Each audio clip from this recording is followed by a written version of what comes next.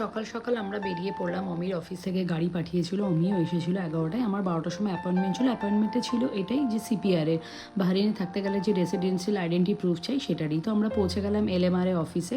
সেখানে আমার 12টার সময় অ্যাপয়েন্টমেন্ট ছিল, তো সমস্ত ডকুমেন্টস এখানে আমি নিয়ে এসেছি, আমার ওল্ড সিপিআরটাও নিয়ে এসেছি।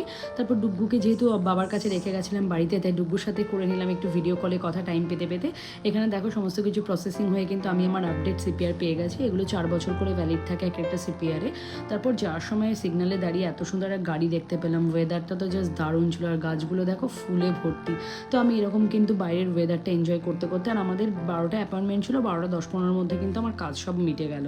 তারপর আমি বাড়িতে এসে একটুখানি গ্রসারি কিছু টুকটাক কেনার ছিল, সেটা কিনে ডুগুর জন্য একটা জুস নিয়েছিলাম, মিক্স ফ্রুট জুস। ও দেখে খুব খুশি হয়েছে, আর এই জুসটা খেতেও ভীষণ পছন্দ করে।